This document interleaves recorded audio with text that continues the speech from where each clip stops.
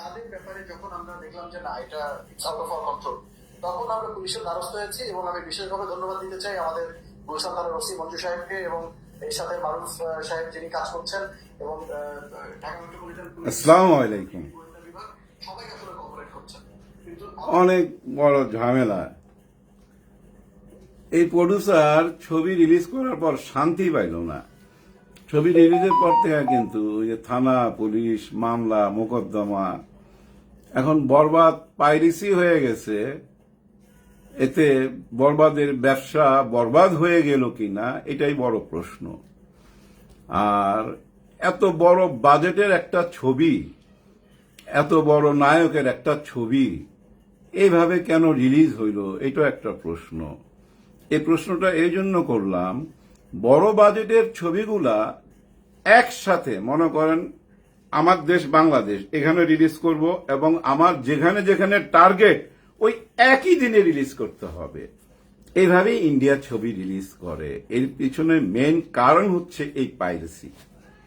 হ্যাঁ, আপনি একসঙ্গে যদি সারা পৃথিবীতে রিলিজ করে দিতেন, এক মাসের মধ্যে আপনার টাকা চলে আসতো, এরপরে কে পাইরেসি করছে না করছে ওই দুশ্চিন্তায় পড়তে হইতো না। জওয়ান ছবিরও তো পাইরেসি হয়েছে, তাই না? কিন্তু জওয়ান ছবির টিম কি এরকম থানা পুলিশ মামলা মোকদ্দমায় গেছিল? না। সুপারহিট ছবি পাইরেসি হবে না, এটা কোনো কথা? আর এই যে মামলা মোকদ্দমা উনি যেভাবে বলতেছেন, মনে হচ্ছে যে আসামি ধরা পড়ে যাবে। বাংলাদেশে এখন মনে করেন যে থানায় কত রকম মামলা, কত রকম কেস, এর মধ্যে এই পাইরেসি কেসের আসামি খুঁজে বের করা অনেক কঠিন, তাই না? আর এই কাজগুলা যারা করে ওরা কিন্তু বাংলাদেশে বৈশাখ করে না। ম্যাক্সিমামই পাবেন তাইওয়ানে যা পাবেন বা অন্য কোনো দেশে পাবেন, বাংলাদেশে বৈশাখ এগুলো করে না। আর ওরা খুব চালাকির সাথে করে। তো আপনার মনে করেন যে ওই ইউটিউবে যে আপনার কোনো কমপ্লেন করবেন, আপনি মিলাইতে পারবেন না মূল ছবির সাথে, কিন্তু হ্যাঁ মিলাইতে পারবেন না, কপিরাইট দিতে পারবেন না। কেন জানেন? ওনারা মনে করেন যে ছবিটা 2 ঘন্টা 25 মিনিটের, ওইটাকে ওনারা 2 ঘন্টা কইরা ফেলে। কারণ ভয়েস দেখবেন যে একটু সাউন্ডটা না স্পিডটা বাড়ায় দেয়, কথাগুলো একটু তাড়াতাড়ি বলবে সবকিছু, মানে মূল ছবির সাথে মিলবে না। আবার দেখেন কালার চেঞ্জ করে, কিন্তু ছবিতে অরিজিনাল যে কালার ওই কালারটা চেঞ্জ করে যেন কপিরাইট দেওয়ার জন্য বা ধরার জন্য ম্যাচ করতে না পারেন। অনেক বুদ্ধি খাটায় ভাই, অনেক রকম বুদ্ধি খাটায়া তারপরে করে। কিন্তু কথা হয়েছে যে এই যে উনি রিলিজের পর থেকে এভাবে বলতেছে এবং উনি যেখানেই যাচ্ছে মিডিয়া যাচ্ছে উনি যে কথাগুলা বলতেছে, এতে কি প্রচার হচ্ছে না যে হ্যাঁ পাইরেসি হয়েছে, পাইরেসি হয়েছে? যে না জানতো সেও তো যাই না গেল, সেও তো এখন খুঁজা বেড়াবে, তাই না? যে ভাই আর হলে যাওয়ার দরকার নাই, এইখানেই দেখানি। যেহেতু প্রডিউসার নিজেই বলতেছে তার ছবি পাইরেসি হয়েছে, এখন ওনার এই কথাগুলা নিয়ে অনেকেই কন্টেন্ট বানাবে, যেমন আমি কথা বলতেছি। কিন্তু ক্ষতি হবে কোনটা জানেন? ওই পাইরেসি ছবিটা দেখা যদি কেউ গল্পটা বইলা দেয়, বা ওই পাইরেসি ছবি দেখে কেউ যদি পুরো ছবি রিভিউ করতে যায়, কিন্তু খোলাখুলি ভাবে যে সব বইলা দেয়, তাতে কি ক্ষতি হয়ে যাবে? খুব বড় একটা কিছুটা হবে, কিন্তু বড় ক্ষতি হবে না। কারণ কি জানেন? দেখেন আমরা একবার ছবি দেখি কিন্তু হলে না, দেখে আবার বন্ধু বান্ধবের সাথে আলাপ করি, আবার যাই, রিপিট করি, তো তাই না? দেখার পর আবার দেখি, কেন? কারণ আছে। আর সবাই মিলে অন্ধকার সিনেমা হলে যখন লাইটটা অফ করে দেয় না ভাই, একটা জাদু মন্ত্র কিছু একটা হয়, মাথার মধ্যে কাজ করে, মানুষ হারায়া যায়। তখন দেখবেন ওই ছবির গল্পের সঙ্গে রান করে। ওইখানে কোনো দুঃখজনক ঘটনা থাকলে চোখের পানি অটোমেটিক পড়তে থাকে। কোথাও যদি আনন্দ ফুর্তি দেখি, হাততালি দিতে ইচ্ছা করে, শীষ মারতে ইচ্ছা করে, আবেগ কাজ করে। কিন্তু এই ইউটিউবে বা ঘরে বসে দেখে আবেগ কাজ করবে না। আমি দেখতেছি একটা টেলিফোন এলো, এটা হোল্ড করলাম, আবার কথা কইলাম, আবার দেখতেছি বউ আবার ডাকতেছে খাইতে, ওই খাইতে খায়াটায় আবার এসে দেখলাম। এইভাবে যারা সিনেমা হলের অরিজিনাল দর্শক, মানে যারা সিনেমা হলে যাওয়ার ঠিক, তারা যাবেই, কিন্তু যাবেই। কিন্তু এভাবে বেশি করে প্রচার করলে হবে কি জানেন? ওই যে নিজেদেরই ক্ষতি হবে। ওই আসামি ধরা পড়বে কিনা আমার সন্দেহ আছে। অতীতের অনেক ঘটনা মনে পড়ে। মান্না, শহীদুল ইসলাম খোকন, আমিও জড়িত ছিলাম, অনেকেই ছিলাম। এই পাইরেসির ব্যাপারে বহুত চেষ্টা করছি। হাতে নাতে ধইরা নিয়ে আসছে র্যাব, জানেন, হাতে নাতে ধইরা নিয়ে আসছে। এফডিসিতে আনছে, প্রেসের সামনে ওই লোক এইভাবে হাত করা পড়া অবস্থা পাইরেসি করছে, ওরে ঢুকাইয়া দিল জেলে। 3 মাস পর জানেন অফিসের সামনে, কিরে ভাই একটা কাজ কাম দেন, ওই লাইন ছাইরা দিছি। কি লাইন ছাইরা দিছ? পাইরেসির লাইন ছাইরা দিছি, একটা কাজ কাম দেন। বাইরেলা কেমনে? স্যার এটা কোনো কঠিন মামলা না তো, আমার উকিল ধরছে বাইর করে ফেলাইছে। এমন কোনো মামলা না, এমন কোনো অপরাধ না যেটা আপনি প্রমাণ করতে পারবেন যে উনি এই কাজটা করছে। অনেক প্যাচ গোছ আছে এর মধ্যে, বুঝছেন। আর এই ধরনের কাজ আগে যারা করতো তারা তো ঢাকাতেই করতো, এখন বাইরে থেকে করে, বুঝছেন, বাইরে থেকে করে।